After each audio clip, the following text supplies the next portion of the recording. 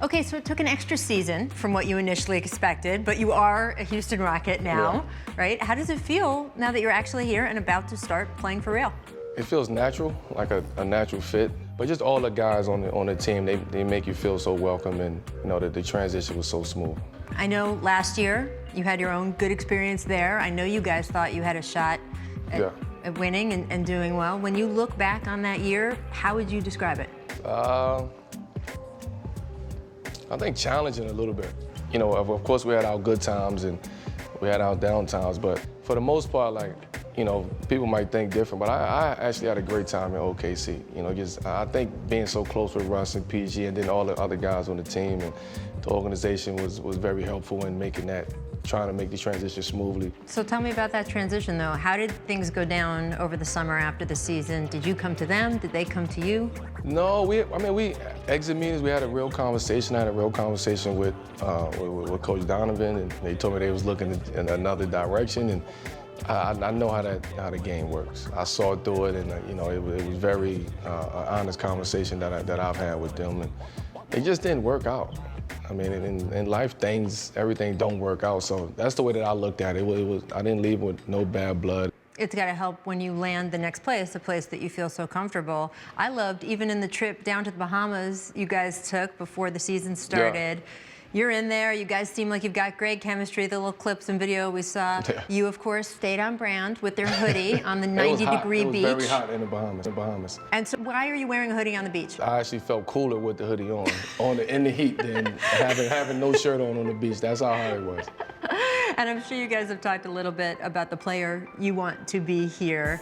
Everyone says they need you to be Olympic mellow. When you have 12 of the best players on one team in the world, it's easier to be Olympic mellow. When it comes down to the tedious season and the nuances of putting a team together and figuring out what your role is going to be, and just really understanding kind of what they need me to bring to this team. And every game will be different. It's a long season, and that's something that that experience that I had in OKC would definitely help me with this challenge, with this experience. You did say in Oklahoma City last year, publicly at a press conference, I do not want to come off the bench. This is not something I'm interested in. Has that changed? Well, I don't think that would never change. That will always be kind of mindset, because I know what I can bring, and I know what I still can do and what I still have. So my confidence from that standpoint, I always have to say, I don't want to come off the bench. But knowing that ahead of time and having those conversations and going game to game and understanding, okay, we might need you to do this tonight, we might need you to do that tonight. I have a clearer understanding of what my role is.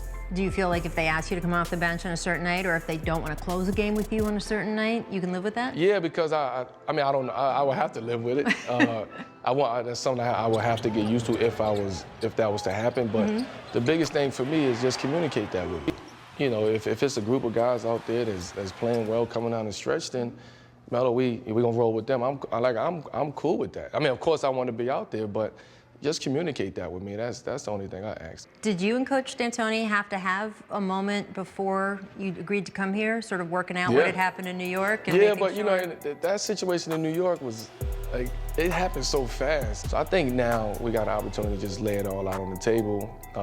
You know, we talked a long time about kind of where we was at as people, as a player, as a coach at that point in time, the journey from then till now, where we at now, and how we're able to just kind of put that behind us. And you know, he said something to me like, you know, everybody deserves a second chance. So I hope you give me a second chance. And it was just good to hear kind of how energetic he was about having me here and being a part of this. Now, look, back in college, March Madness, you won the whole thing with Syracuse. You got all those Olympic gold medals. Yeah. But for you, for everyone else, you're already a Hall of Famer. For you, how important is it that you have better postseason success, that you get to that high, maybe championship level in the NBA? Well, that's the goal. I mean, I know everybody talks about that's the goal, but this is a very unique and special opportunity for me as an individual, like to be a part of a team who's already had some success, to know that you have a group of guys who was almost there, who smelt it, almost,